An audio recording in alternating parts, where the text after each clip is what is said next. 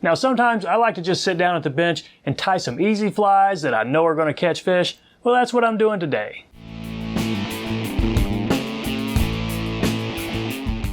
Hello everybody, welcome back. I'm Matt, thanks for stopping by.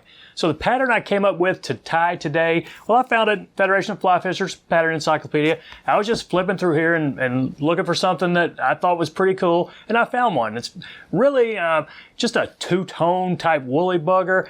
I'm tied in a small size, so I'm kind of calling it a micro streamer. Now there's no history to this fly called the orange belly. I mean, orange bellied what? I don't know, is it a leech? Is it just some kind of black and orange bait fish? Who knows? It's really just an attractor pattern. But this fly, a woolly bugger or some variant thereof, if you don't have a few of these in your box, you should probably get some because, I mean, they just catch fish. And they're pretty easy to tie. You can change the colors. You can vary it really any way you want. And I think this black and orange one really looks kind of cool. Reminds me a little bit of Halloween. And I think you'll like it. Let's give it a shot. So there it is in the vise, an orange belly. Now I'm calling this a micro streamer, but it's really just a small two-tone woolly bugger. Pretty much all the same principle. So I'm using a size 8 3X long streamer hook. And I'm going to put down some weight. 020 weight, about half, front half of the fly. Now that might look like more than half, but when you squish it together, it's not. So let's go right there. Okay, that'll work. And some black thread. I'm going to use 70 denier, but use whatever you want. Put a dam behind it, take it up over it, and a dam in front, and then bring it back to the bend of the hook.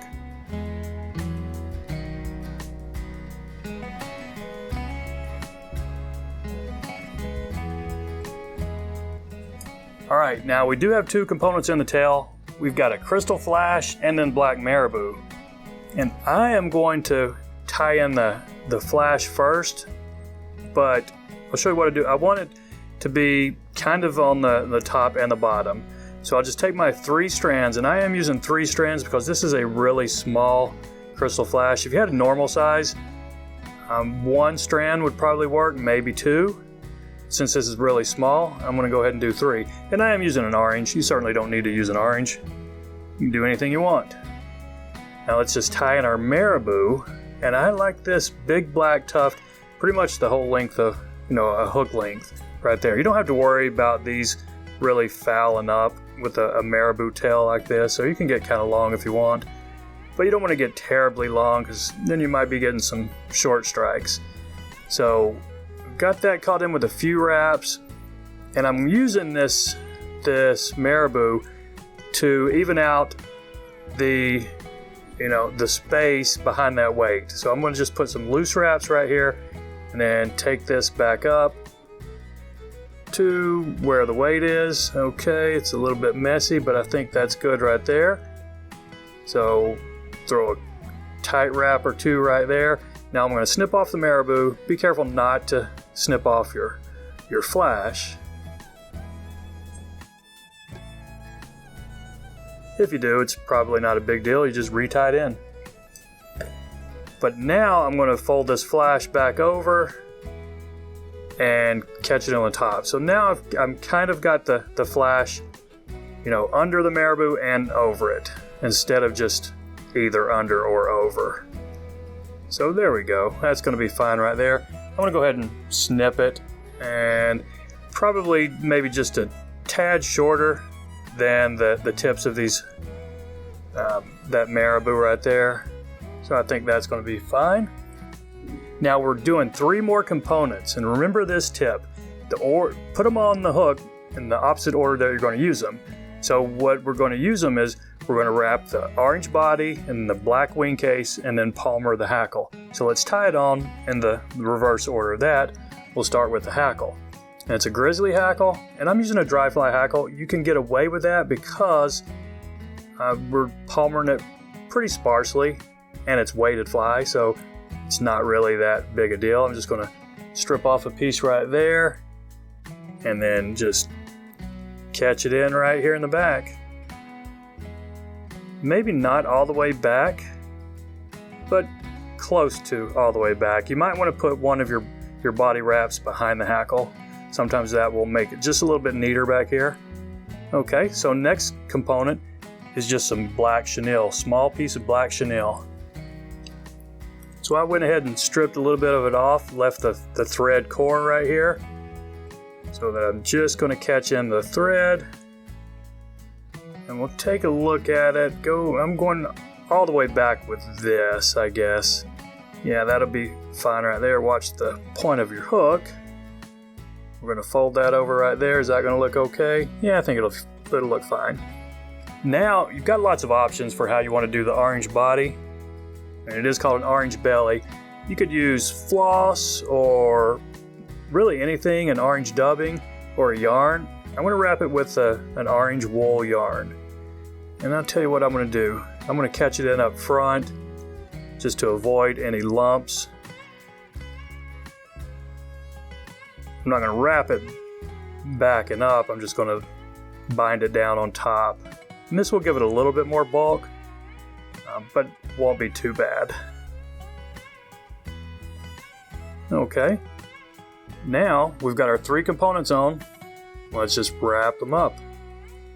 First thing is this, and take a look at it if you want. If you want to put that first wrap of the body back behind the hackle, sure, go ahead and do that.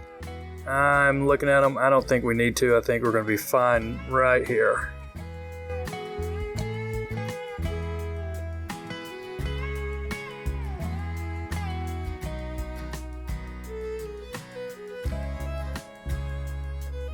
Okay, after you get it up front, maybe 2 eye lengths back.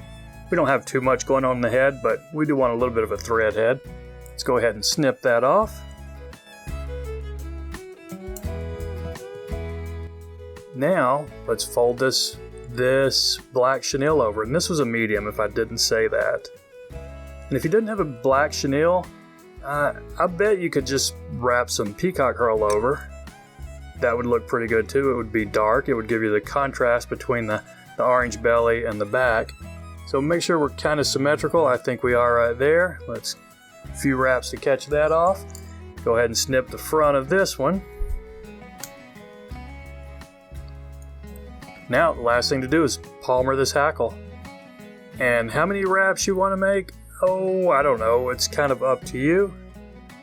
I'm thinking on this size 8, probably no more than 4. Maybe the 5th wrap will be my front wrap.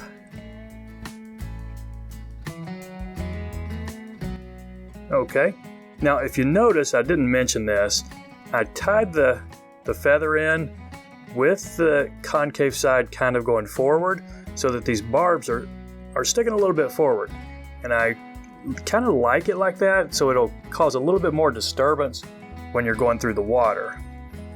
But it's probably not going to be that noticeable, but it might. So yeah, there we go. I think that's the right amount of hackle on it right there. Let's pull this back just a little bit and then make a head.